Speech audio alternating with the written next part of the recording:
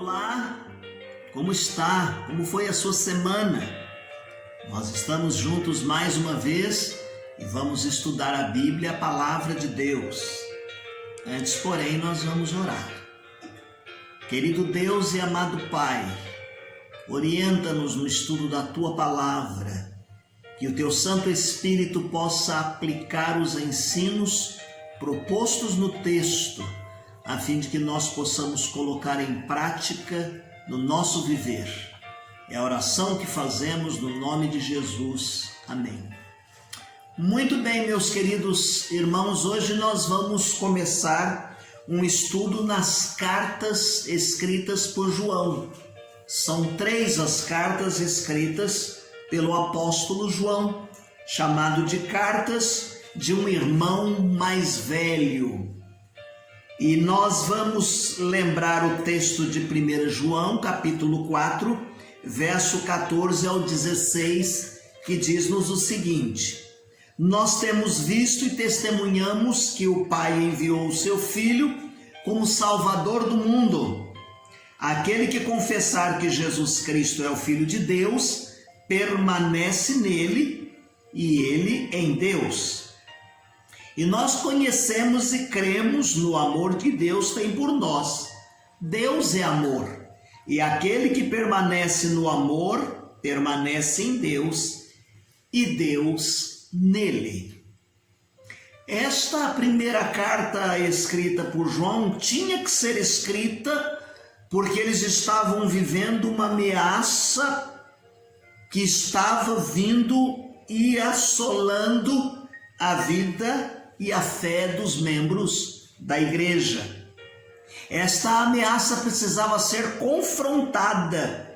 Caso contrário, consequentemente, seriam desastrosos os resultados que viriam decorridos de ensinamentos que estavam sendo trazidos para os seios da igreja.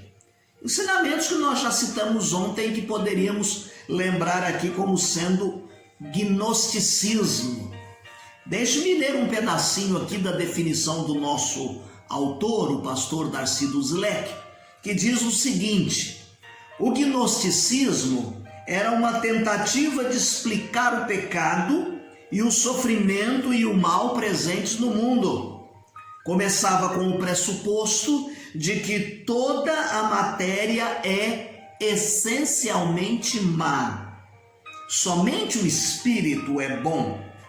Assumia que tanto a matéria quanto o espírito eram eternos, que existiam desde ou antes do princípio de todas as coisas.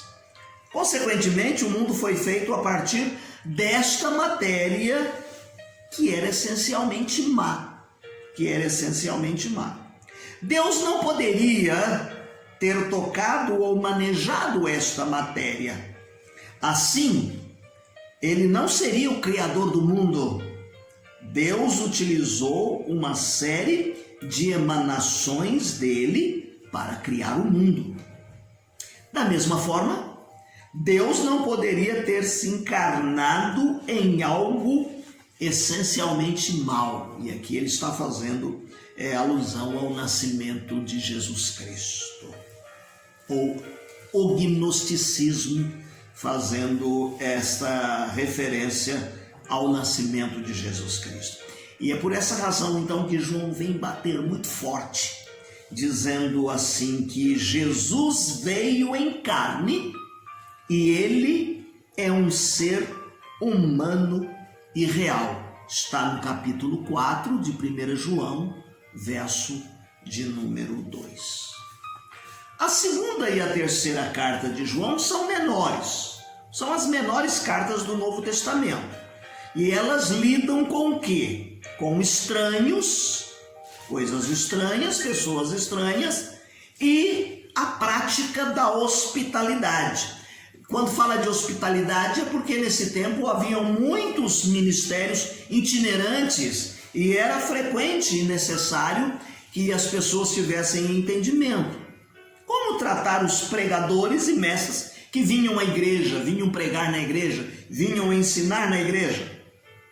como lidar com problemas de ministérios que às vezes eram conflitantes entre si e às vezes a igreja não sabia como agir. Então João vai escrever estas duas outras cartas menores para ajudar a orientar esses problemas e a prática da hospitalidade.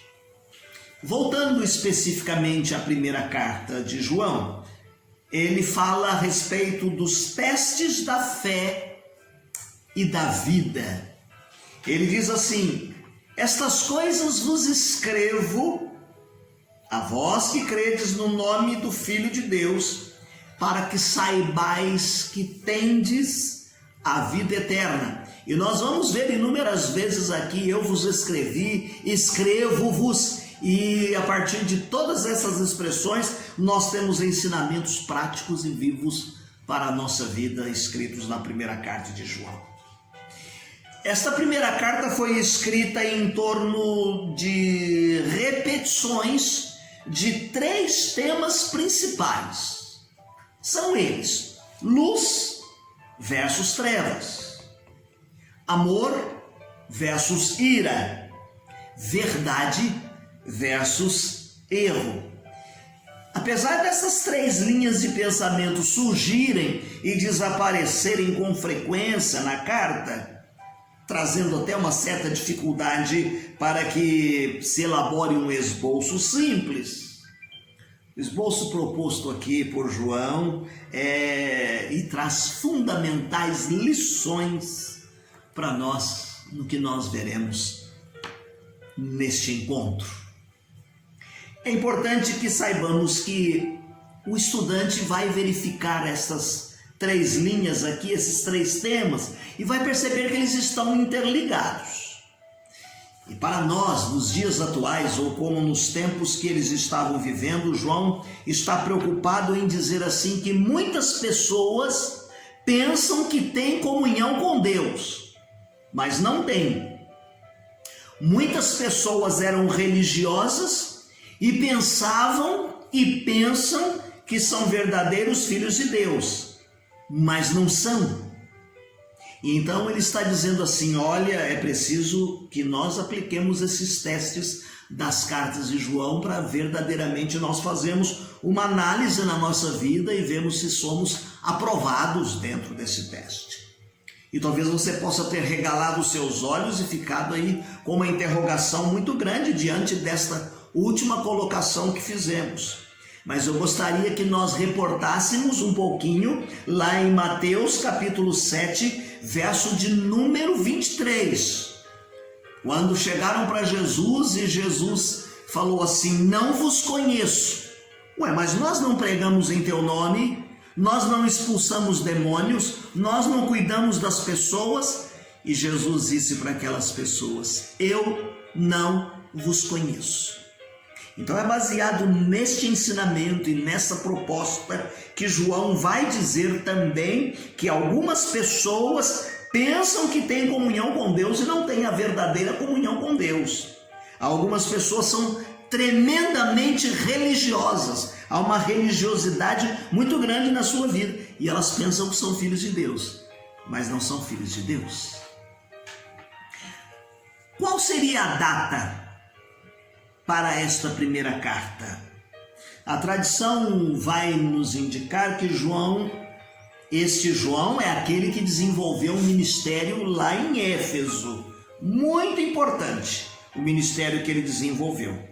E esta epístola ou esta carta foi escrita nesse contexto de ministério.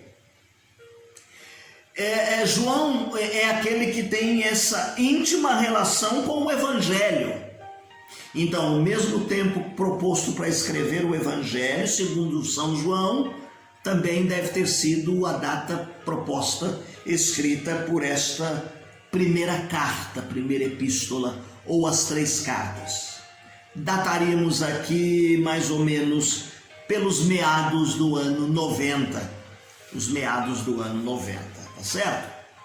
Bom, já falamos que é João, afirmamos categoricamente que é João, e João foi usado pelo Espírito Santo para dar-nos 3 maravilhosos escritos. 3 maravilhosos escritos. Estas 3 cartas, 1ª, 2ª e 3ª de João, o livro de Apocalipse e o Evangelho segundo João. Eu disse numa ordem inversa. Evangelho segundo João, as cartas de João e o Apocalipse. E nós vamos ver que esses 3 estão vindo de forma complementares e cada uma delas vão nos dar um quadro descritivo completo da vida cristã.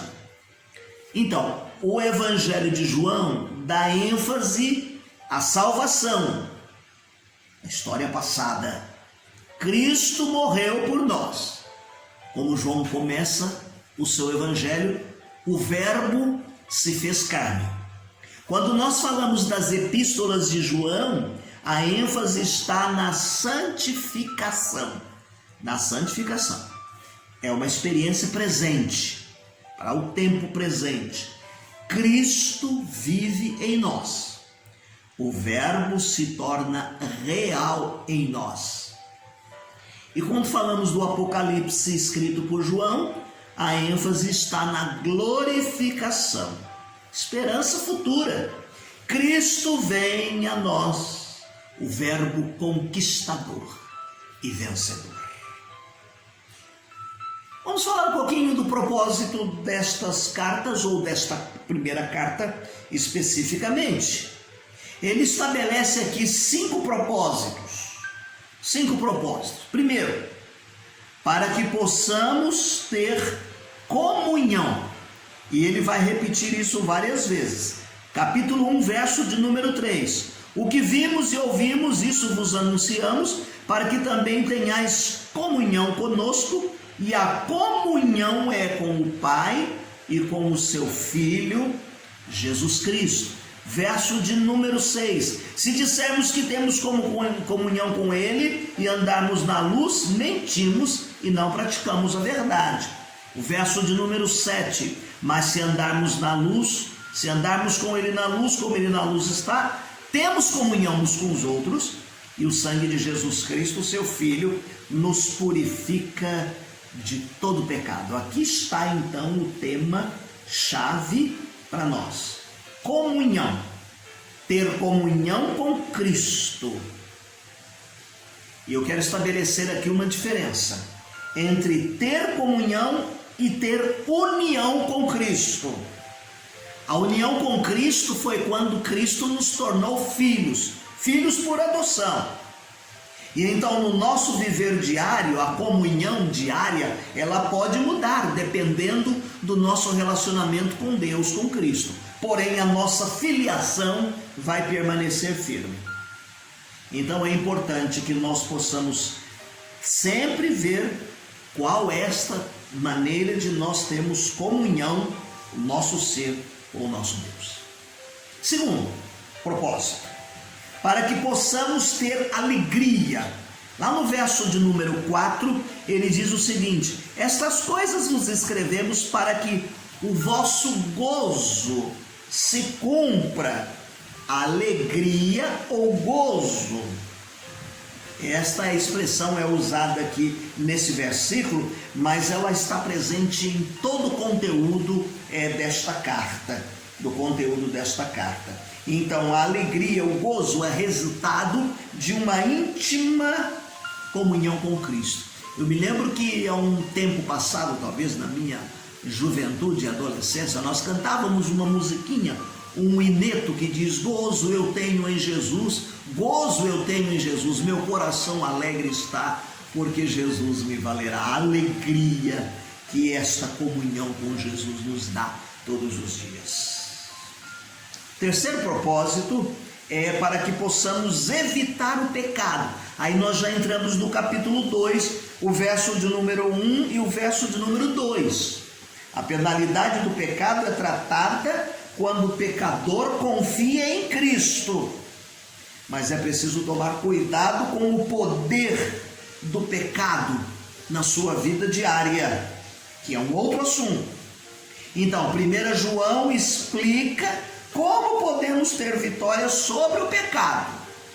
e como podemos também obter o perdão quando pecarmos.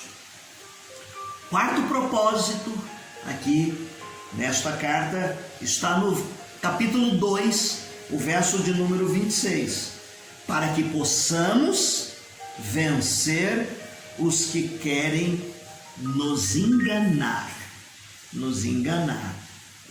Nós começamos este estudo dizendo que João estava defrontando com o ensino de falsos nos seus dias. Como nós também defrontamos com ensinos de falsos mestres nos dias de hoje. Quando nós estudamos 2 Pedro, a segunda carta de Pedro, nós vimos isto com muita clareza. E a Bíblia enfatiza tomar cuidado com os falsos mestres que se infiltram. João está preocupado com isso também. Olha só quais eram os ensinos daquele tempo, e tem a ver com o gnosticismo. Que a matéria era essencialmente má, o corpo era essencialmente má. Portanto, Cristo não poderia ter encarnado. Daí ele vai negar Jesus Cristo ter vindo. O Cristo ter vindo através de Jesus a este mundo. A segunda coisa é que Cristo tinha apenas uma aparência. Ele não era um homem real. Que ele era uma espécie de aparição. Eram os ensinos dos falsos daquele tempo. Uma terceira coisa, que eles estavam ensinando que as pessoas não tinham condições de conhecer a verdade. É mais importante conhecer a verdade do que viver a verdade. Poucas pessoas espiritualizadas, iluminadas, podem entender as verdades espirituais e viver. Esse era o ensinamento daquele tempo. Então João vem combater isso nesta primeira carta, e ele quer que nós compreendamos que a matéria não é má. O que é mal? A natureza humana. A natureza humana é pecaminosa. 2. Que Jesus Cristo tinha um corpo real e experimentou realmente a morte. A morte de Cristo não foi uma ficção, foi uma verdade. Se você reportar-se lá na crucificação, você vai perceber o guarda enfiando a lança em Jesus, eles tirando o corpo de Jesus, eles levando o corpo para o túmulo. Então não foi aqui nenhuma ficção. A terceira coisa que João vem dizer é que não basta dizer que cremos, precisamos praticar a nossa fé, mostrar na prática a nossa fé.